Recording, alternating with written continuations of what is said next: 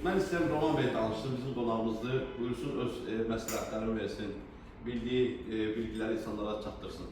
Mən sizə təşəkkür edirəm. Mən sizə böyük hörmətim var. Çox sağ olun. Bu, demək, xərçəng xəstələri bal yeməkdən qorxurlar.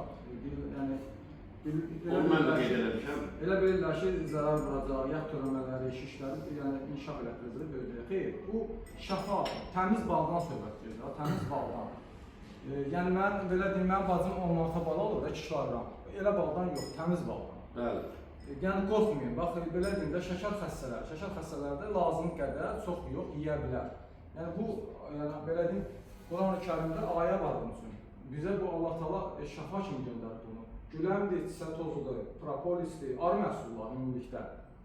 Bax, həmçinin də etqanlı qaracılar dəmləməsi, İlham müəlliməsində gətirmişəm. Çox sağ ol.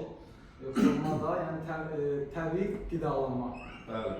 Bir də bir şey deyim, demək, zob xəstələri. Demək, tənbəl zobu olanlar, bax, propolis qozda. Bu, elə bir, belə deyim, analizlə deyim də, TSH yüksəkdirsə, demək, tənbəldir. Bax, bu ona çox gözəl fayda verəcək. T3, T4 də yuxarıdırsa, bundan istifadə edə bilər.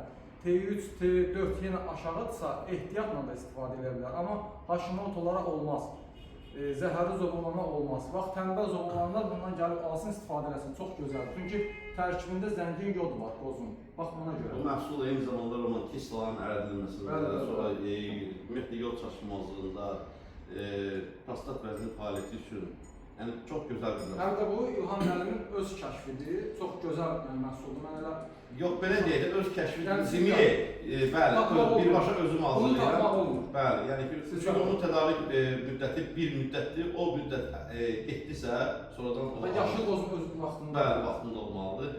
Ümumiyyətlə dostlar, mən həmişə qeyd eləmişəm, bugün Roman bəy təsdiq edir ki, yəni ki, 4 məqamda baldan insanlar imtina edir, şəkər xəstələri, allergik həssaslığı olan insanlar, yüksək tezlik və bir də onkoloji xəstələr. Hər 4 halda insanlar təbii baldan qidalana bilər. Bunu artıq Roman bəy təsdiq elədi.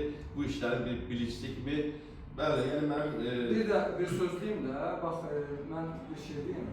Balı ki, çaya qarışdırdınız, bax, orada o elə bir rəngin dərşidə çay. Bulandırır. Bax, onu da oradan bilə bilərsiniz ki, o təmiz baldır.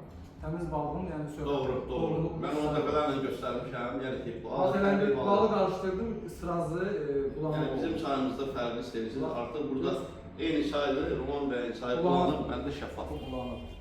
Belə.